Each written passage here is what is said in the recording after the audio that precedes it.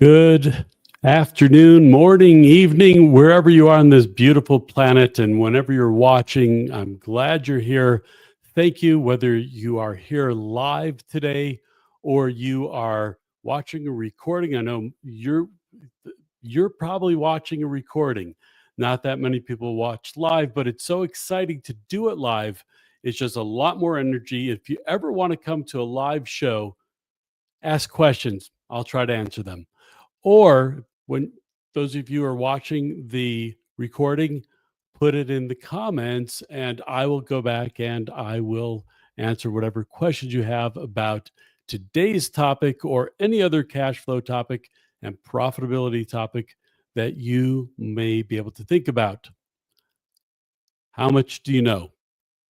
How much do you know about taxes, about accounting, about finance? Whatever it is, it's not enough to be an advisor. Now you might say, well, David, I've got a photographic memory. I've read all 50,000 pages of the US tax code and I can recite them by memory instantaneously. And I'll say, great, it's not enough to be an advisor. It doesn't matter. And I'm going to be talking about why it doesn't matter and why curiosity is more powerful than knowledge when it comes to being an advisor. That's the topic of today. And stick with me. But right now, I want to say thank you to our sponsor. You can see right there in the corner. And for those of you who can't see it, you're listening. It's Pivot, the Unconventional Cash Flow Conference. It's happening in May 2026. You can go to the website, Pivot, PIVOT 2026.com, pivot2026.com. It will be a boot camp live in person. I'm the lead instructor. We're going to be talking about cash flow, how you can do cash flow advisory and find cash flow and profits for any company that you work with. Whether you're a beginner or you're advanced, it doesn't matter. I've got over 230 strategies that I'll get to on the last day because you got to know what to do with them. So thank you, Pivot, for the conference. But let's get started with today's topic, which is curiosity. Curiosity killed the cat. Curiosity, well, aren't we more curious? What is a child like? When you were a child, or if you have children yourself, grandchildren, whatever stage of life you're in, what is one of the biggest questions that they ask? What? They start out asking what? Why? Who? What is this? And you learn the name, remote control, mouse, really basic, blue, green, black, nouns. What? Who? Mommy, daddy, grandma, grandpa. When are we going to the store? When are we going to watch TV? When are we going to go to the pool? Where? You get the idea. But the one that sticks for a long time is why. Why is the sky blue? Why is the moon bright? Or why does it go away and come back again? All these basic questions about why. And it's some people, too many people stop asking why. I don't know why that happens. I'm sure there's a psychologist out there, and if you're watching, let us know why people stop asking the question. And I'm going to give a few guesses.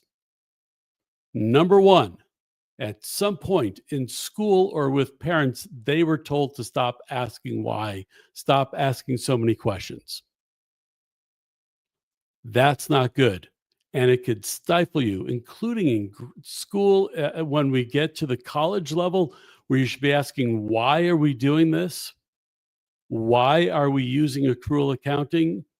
Why are we assuming that something's value disappears at 7 years and then it's valueless, even if we're using it every day to make production?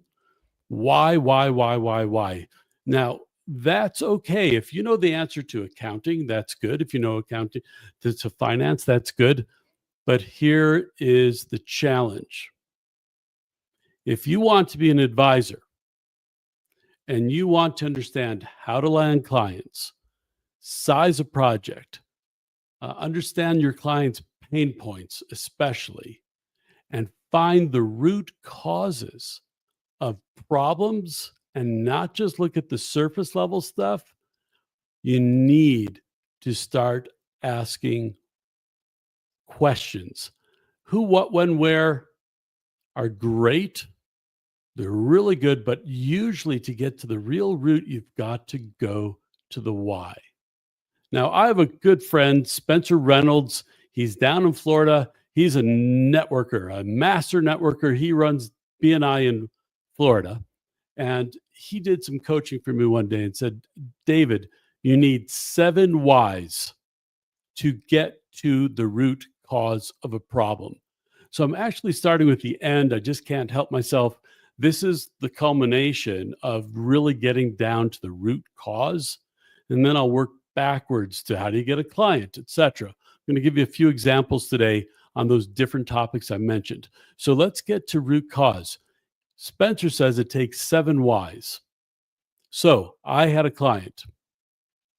They had $2 million in sales and $1 million in inventory. I'm rounding off the numbers. And I said, well, why do you have so much inventory? Well, we're not selling enough. Okay, so why aren't you selling enough? Well, because, well, it doesn't matter. That's a different, it didn't bring us there. But I said, so why are you ordering more?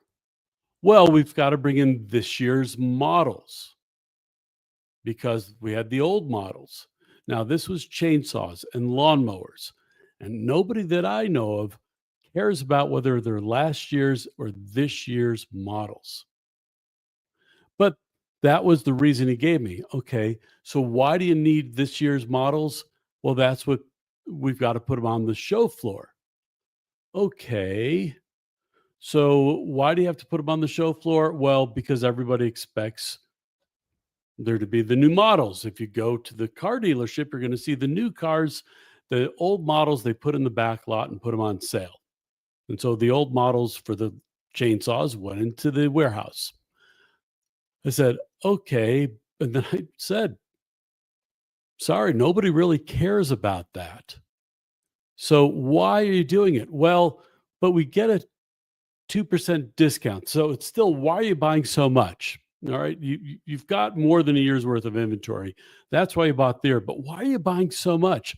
Well, we're trying to get to the platinum level. Why? Well, when we get to the platinum level, we get a 2% discount. Okay. Do you realize you're paying 8, 10, 16, 20%, 36% on your debt? And that debt is funding your inventory. Is it worth it? Well, that's the level we need to get to. So why are you doing that? Well, because that's how much we need to buy to get to platinum. Okay, you're getting 2% discount. You're getting platinum. Why do you want platinum? Because there's a sticker that goes on the door, and he pointed to the door. He said, that sticker is what everybody sees when they walk through our office into our store. And so I've lost track already of how many whys I had to go through to get down to the root cause. Well, down to that point, said, so what you're telling me is that sticker, and I had to tell him most people don't care about the sticker, but that sticker is worth having an extra $500,000 worth of inventory that probably you're paying an average of, let's just call it 10%. So that's $50,000 worth of interest, and you're having massive cash flow issues. Is that worth it? And the answer was no, it's not, but it was too late. They had them put in next year's order, or they did seasonal ordering. I said, okay, so when you do your next season's orders, let's do it a little bit more rationally based upon finances, and you might lose the sticker, but you'll get a gold sticker or a silver sticker. And But you see, the point is, if I didn't keep asking why, it creates a problem. Now, this is an advisor's mindset, is finding problems and the root of the problems. One of the challenges I've seen when we go to school to learn accounting, and yes, although I am not an accountant, I did learn accounting, fundamental of cost accounting and managerial accounting. I can do it. I understand the principles. And the challenge with accounting versus advisory is fuzzy, right? There's probably 1,000 different routes I could have taken to get to that root cause. Accounting likes a black and white answer. Yes or no, cut and dry. Why do you have so much inventory? Or you don't even ask why. You just state a fact. So, Mr. Client, Mrs. Client, you have too much inventory. Well, how do you know that? Well, because the average, and you look for an industry average, the industry average is you've got 3 months of inventory, you've got a year's worth. Oh, okay. So you've identified a problem and finding the symptom, and that's a symptom, right? Because now we understand that, yeah, it's a problem, but it's like saying, doctor, my arm hurts. And so, well, yeah, that's because, it's bleeding. Well, the blood's a symptom. And so here you go. I'll put a Band-Aid on it and take some painkiller. And when you run out of painkiller, come back and I'll give you more if you need more. And so sure enough, I need more. This is me. I went to the doctor and he said, yeah, just take that.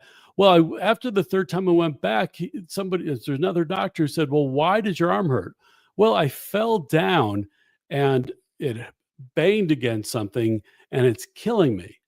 Oh, so he asked why. Well, let's go get an x-ray. Let's get to the root of the problem. And lo and behold, there's a fracture, a green stick fracture. So the bone's not sticking through. This isn't true. I didn't really break my arm. But the point is, you would never expect a doctor to know exactly what your problem is just because you say something hurts. They find the cause. And so it's the same thing with companies. Companies hurt sometime, and you can easily see the effect of the hurt. They don't have enough cash in the bank. They've got too much inventory. Their receivables are too high.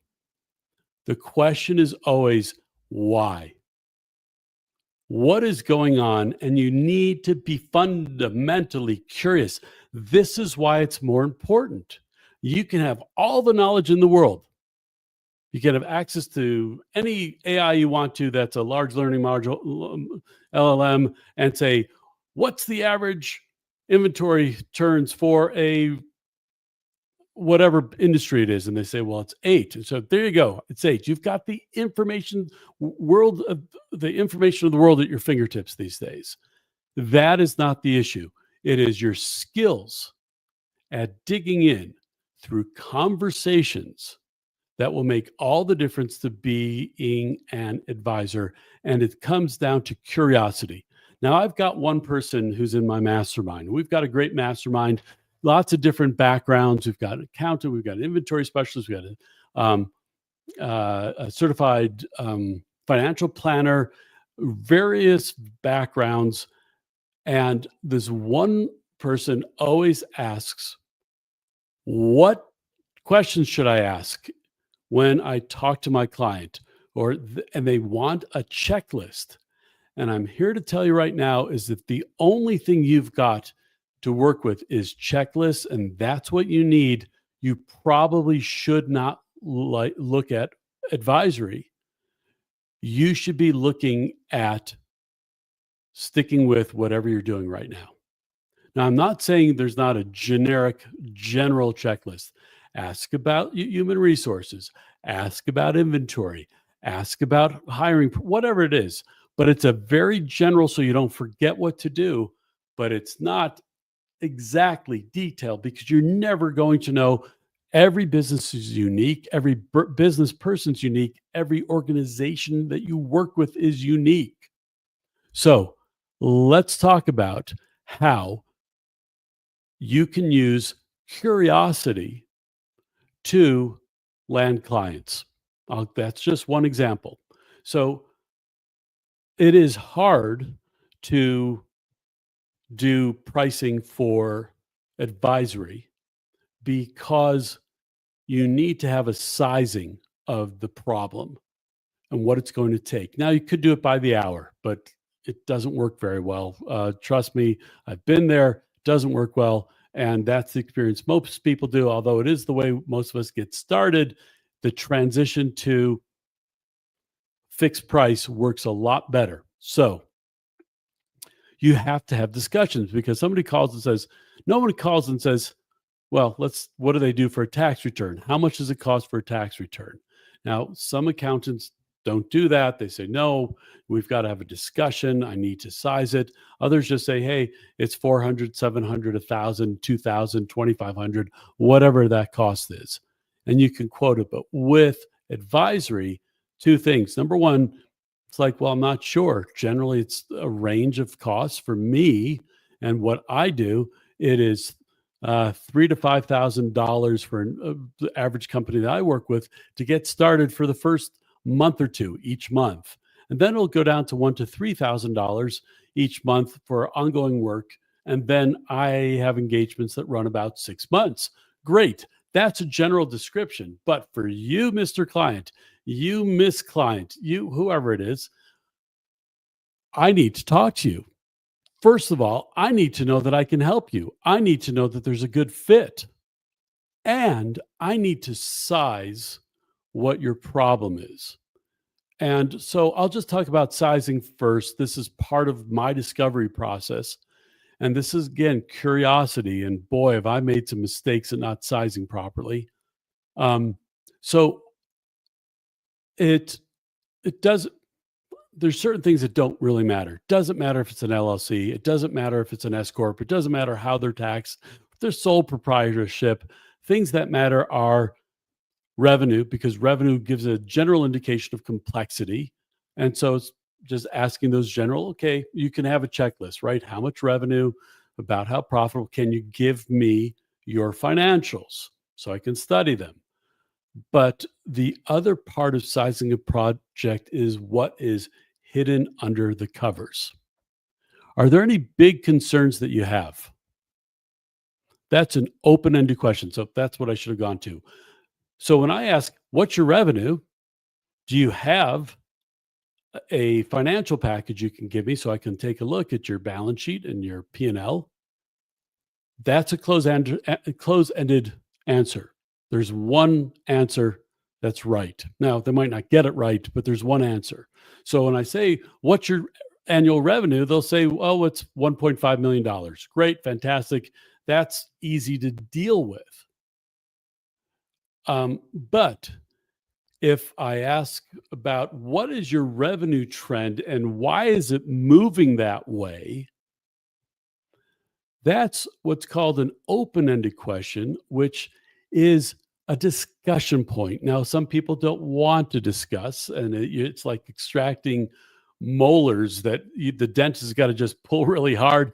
And sometimes you have to do that, but it's just a matter of asking questions. Well, our revenue has been flat, but our margins are going down. Why do you think that is? Now, this is a real situation. And the response was, I don't know. That's why I need your help. So I went from, I've got cash flow issues, to there's the root problem that they're trying to fix. At least that's what they think they're trying to fix, right? There's a huge difference. Sometimes people think they're trying to fix something when it's really a different problem. Okay, so landing clients, getting back to that. The biggest, oh, lots of dead space. Sorry. Um, my trick, and it's not a trick, it is just the fact of life. The fact is, the better the questions I ask, the better people perceive me as an advisor. If I can ask open ended questions that are insightful into their business, they go, oh, this person knows what I'm doing, what he's doing, even if I've never worked with their industry before. So I get curious and I say, okay, so let me make a leap here. You've talked about that you've got um, margins that are going down. Sometimes it's impacted by distribution channels. Do you have multiple distribution channels? Can you tell me about them? Oh, wow. We do have multiple distribution channels. We have wholesalers and retailers, and we've been moving more to wholesalers. So, and so that's what the answer was there. But I didn't ask them to just tell me about it. I told them, tell me about your distribution channels in general, and I want to talk about them. So, what happens when I realize, oh, that's a problem? If they're moving to wholesale, I've worked with wholesale and retail distribution channels, and I know there's lower margins for wholesale. Am I going to say that's the problem? No. Now, from my conversations with accountants, it's one of the challenges accountants have is wanting to give answers because they're quote unquote easy, but that quote unquote easy answer you went to school for years and you may have decades of experience to come up with the easy answer, so you don't want to give it away. You just want to keep getting curious. And so instead of saying, oh, I know the answer, you say, well, that's interesting. That's something we would need to take a look at and see how that's impacting you. Now, that's a little bit of an answer, but people don't know how to do the analysis. If they did, they wouldn't be coming to me to ask questions or to try to get fixed. So, landing clients, the better the questions they are, the more that they will say, this person knows what they're doing. So, sizing a project, we've already talked about. The pain points, I already talked to you about a little bit about pain points. Well, I talked about the root causes. So, let's talk about pain points. There's some really easy questions that may or may not get good answers about pain points. Now, remember, if you are not used to asking open ended questions, this is a skill that can be developed and will serve you not just in business, but relationships and every aspect of your life if you can learn how to ask open ended questions. And so for pain points, it would be something like, so tell me, is there anything keeping you awake at night? That's a really good one, but people sometimes won't admit right now that there's actually something keeping them awake at night. It's sort of personal. Your sleeping habits are sort of personal. So you go, here's another one. Is there anything in particular that you're concerned about? Are there secondary issues that you're concerned about? Is there somebody in the organization that's having a real issue with whatever? Somebody, something. Um, is the market causing you pain? How is your business reacting to the current market environment? Tell me about that. So those are open-ended questions. You just got to keep pulling and pulling and pulling. Now, here's the risk. The risk is you can keep going and going, and people love generally talking about their businesses. Oh, let me tell you one other thing. When you say, so what's your problem? Nobody's going to say, I've got a cash flow problem. It just doesn't happen. They'll tell you about the symptom. They'll tell you that I don't have enough money in the bank to make payroll in 2 weeks. That is a symptom of cash flow. It's not a term that's generally used. They will say, I don't have enough money to get marketing. I don't have enough money to pay vendors. My customers are paying me in 60 days, but we have to pay our bills in 30 days. All those are disguises a different way of saying, I've got cash flow issues. Sometimes there's profitability issues, but I'm going to just stick to cash flow. Most of the companies I work with are profitable, especially at GAAP accounting. That's number one, they're profitable. Number two, they're healthy. They've got enough cash, they just don't know how to manage it. So that's why I'm sticking to cash for this discussion. Profitability, boy, once you've got enough cash, profitability is a game, and it's a lot of fun. And in case I don't want to forget to mention, I have identified 230 cash flow strategies. Some are short term, some are long term. Some will cost you money short term, but cost you money long term, but they help you short term. Some you've got control over. Some your client controls or your vendor controls. But there's so many that I've never met a company that I don't have dozens of opportunities to improve cash flow. And then once we're beyond cash flow improvement, we move to profitability and cash flow. It's a lot of fun. I needed to mention that. So understanding your clients' pain points is another key issue. I've already told you the most powerful word. Now, in the show notes and in my mind, I was going to tell you why at the end of this live webcast, but why didn't I? There you go. I used it again. I just thought it was too important. Oops, sorry. Somebody's calling me on my computer. Shut that one off. It was too important to wait to the end. The word why, somebody asked me, said, but David, that's obnoxious. I said, oh, yeah, it is obnoxious. So is there other ways to ask why? And the answer is yes, there is. So tell me about your inventory.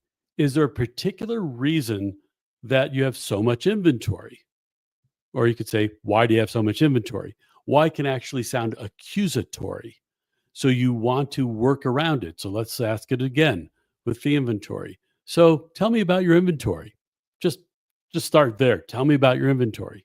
Tell me about, do you have different layers of inventory? Are there different product lines? You make an entree into that general discussion without asking why. And then you can start asking follow-up questions that dig down into it. Oh, tell me about your inventory. Yeah, well, we've got all the new stuff in the front and the old stuff's in the back. Okay, what do you mean by old stuff? Well, that's last year's models. Oh, okay. So what are you going to do with the inventory back there? Well, when we sell the new stuff, we'll sell the old stuff. You get the idea. You keep digging and digging. So I wanted to warn you about that. Try not to ask why 7 times. Use various ways of doing it. So that's it for today. I'm excited about the topic, and I can tell you this is a challenge. How do I know? Because my mastermind, I will ask a question. So what do you guys want to know about X, Y, or Z? And nobody says anything.